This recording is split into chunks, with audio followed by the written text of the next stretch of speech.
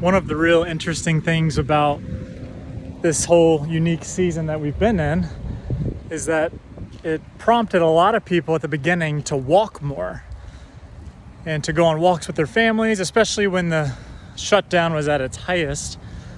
A lot of families and individuals, you would go around neighborhoods and you'd see a lot more people walking together outside, just looking for something to do, and walking along the road, kind of like this. A simple thing was something that a lot of people turned to just to stay busy and to stay active and to find something to do.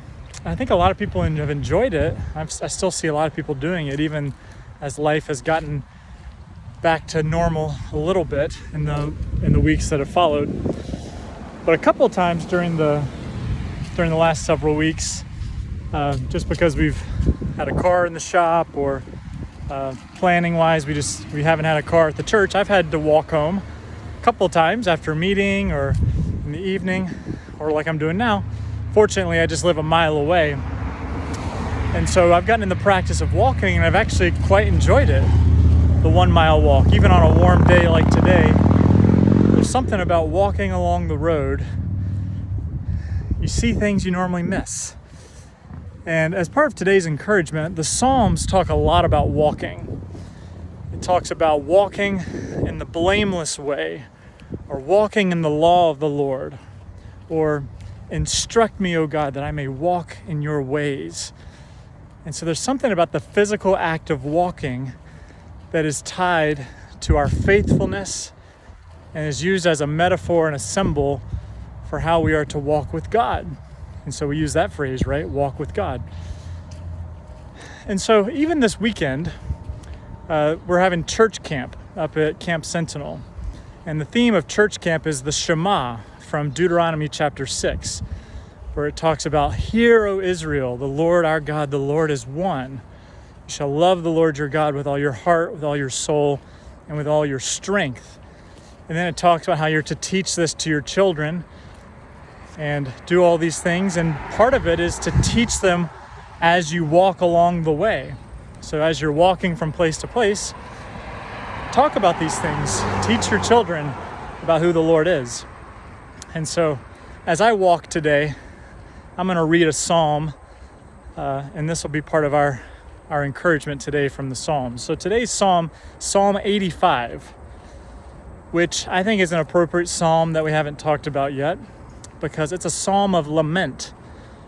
So as I've been doing some reading in the last several weeks from good Christian thinkers who are reflecting on what the church's response and a Christian's response can be during such a time of upheaval and uncertainty and fear and discouragement, as a time like this is one of the most simple yet powerful things a Christian can do, a follower of Jesus can do, is to lament and to be really honest with God and to weep with a weeping world. And so here's Psalm 85. Let me read it today. And then one of the beautiful things about the Psalms is that they often just speak for themselves. So may this be an encouragement, but also a lament for us today as we walk along the way. Psalm 85. Lord, you were favorable to your land. You restored the fortunes of Jacob. You forgave the iniquity of your people. You covered all their sin. Selah, which means think about these things. You withdrew your wrath. You turned from your hot anger. This is the core of the psalm here. Restore us again, O God of our salvation, and put away your indignation toward us. Will you be angry with us forever? Will you prolong your anger to all generations? Will you not revive us again, that your people may rejoice in you? Show us your steadfast love, O Lord, and grant us your salvation. Let me hear what the God, the Lord, will speak. Say it again. Let me hear what God the Lord will speak, for he will speak peace to his people, to his saints, but let them not turn back to folly. Surely his salvation is near to those who fear him.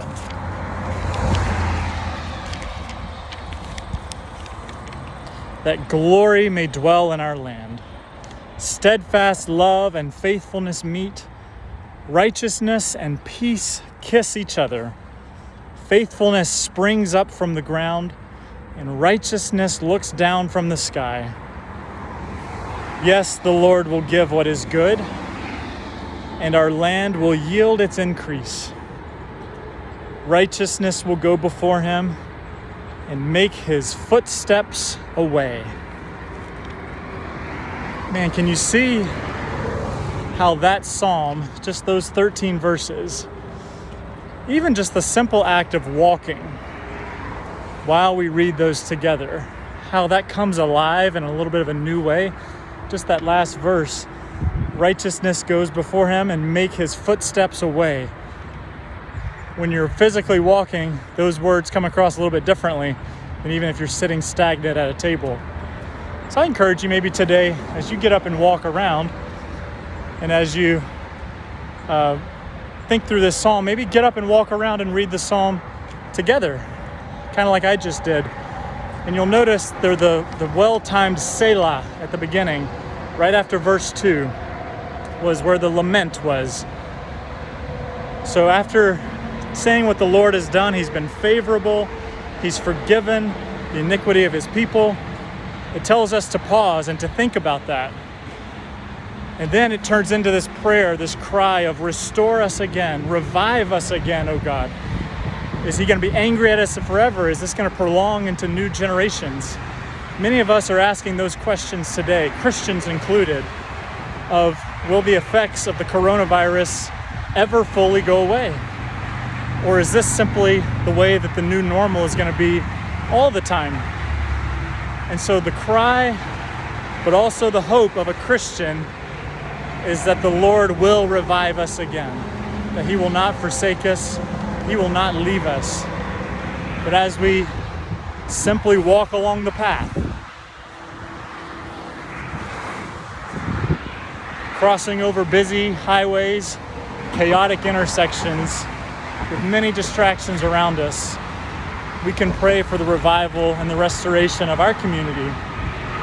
Because steadfast love, faithfulness, righteousness, peace, they kiss, they meet each other, and the Lord gives what is good, and our land will yield its increase when his people are faithful, and when they show love, and when they follow hard after him. So just as the simple act of walking is the best metaphor, the best physical metaphor for our relationship with God, may that encourage us today as we walk through trying times.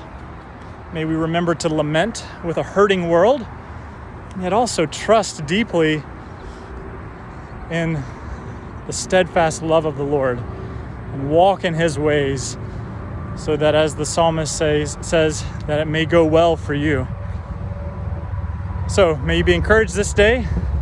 May you walk with him in the slow path of righteousness and obedience. May you look to Jesus, fixing your eyes on him, the author and perfecter of our faith. God bless you this day. Have a wonderful week. Bye-bye.